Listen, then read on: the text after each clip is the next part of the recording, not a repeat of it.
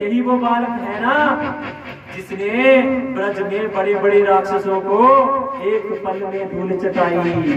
दूसरा कहता है हाँ यही है वो।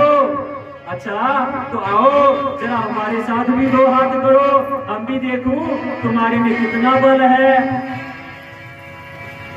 कन्हैया जी कहते हैं अपनी उम्र तो देखो। तो वो कहते हैं तेजस्वियों की उम्र नहीं देखी जाती, और अगर तुमने इतने बड़े कारनामे किए हैं तो ये कारनामा करने में क्या दिक्कत है। मथुरा में अपने ग्वालों के बीच में किए, गोकुल में अपने ग्वालों के बीच ही कारनामे किए, मथुरा वालों ने थोड़ी नहीं देखे। वन में मोर नाचा किसने देखा?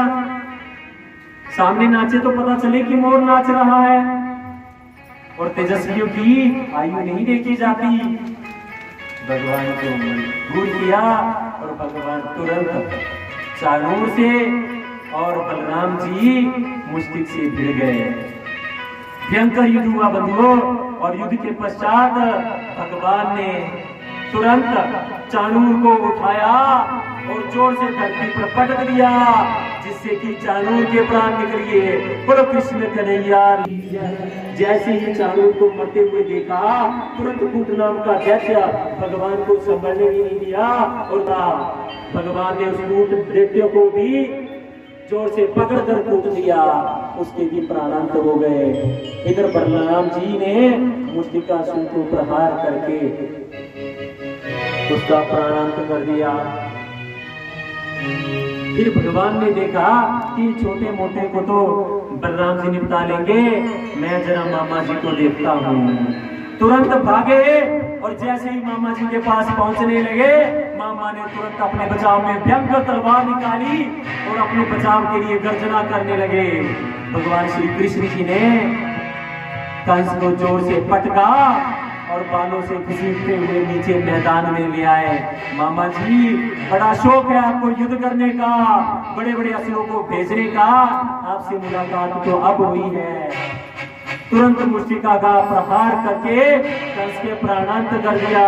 बोलो कृष्ण कन्हैया लाल की जय, बोलो नंद के लाला की जय।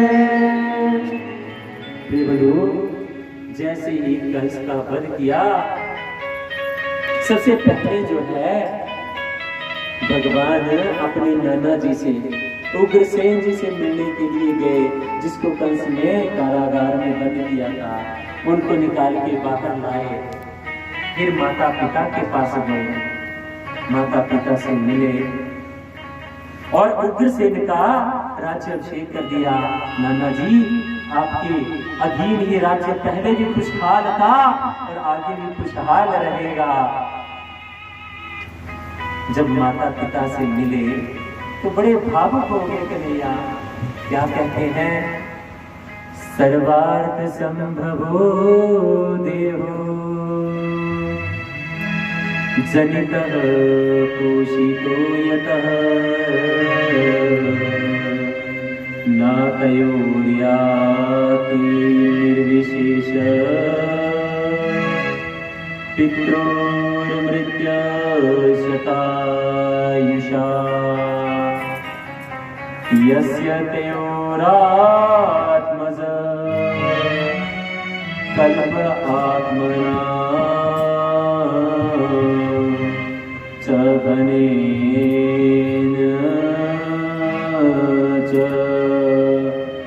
वृत्तिं न ददातं प्रेत्य स्वमासं खादन्ति। बड़ी गौर से सुनना बंधुओं, जो भगवान श्री कृष्ण जी ने बात कही है। पहले भी मैंने कथा में कहा था, तो मुझे किसी व्यक्ति ने पूछा कि कहाँ लिखा है श्रीमद् भागवत में ये बात कहाँ लिखी है।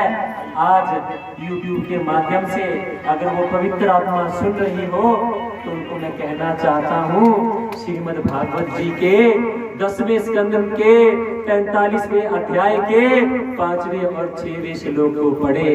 उसमें साफ साफ भगवान कहते हैं, क्या कहते हैं? 100 वर्ष की आयु प्राप्त होता हुआ मानव देह भी यदि हमेशा माता पिता की सेवा करता रहे तो भी वह उनके ऋणों से पूर्ण नहीं हो सकता, जो कि 4 पुरुषार्थों की प्राप्ति करवाता है, धर्म अर्थ और काम मोक्ष। अगले श्लोक में भगवान कहते हैं, जो पुत्र सक्षम होते हुए भी अपने भौतिक संसाधनों और धन से अपने माता पिता की देखभाल करने में असमर्थ है, असफल है ना, उसे उसकी मृत्यु के बाद अपने शरीर का मांस खाना पड़ता है। उसको खाने के लिए कुछ नहीं मिलता, मजबूर होकर वो अपने माता पिता के शरीर की सेवा ना करने के दोष में अपने स्वयं के शरीर का मांस खाता है। वो एक सच्ची घटना है कानपुर की। एक 2 वृद्ध पति पत्नी थे। वृद्ध जो थे वो 75 साल के थे, उनकी पत्नी लगभग 70 साल की थी, संतान कोई नहीं थी। और वो काम क्या करते थे? वृद्ध चाय की केतली लेकर स्टेशन पास पड़ता था, वहां जाकर चाय बेचते थे और फिर अपनी जिंदगी का निर्वाह करते थे। एक बार की बात है बंधुओं, अब वृद्ध शरीर, 75 साल का शरीर हमारा 40-45 में कहता है कि बस अब नहीं होता, तो वो 75 साल का शरीर, सुबह का समय, पत्नी ने चाय की केतली तैयार कर दी।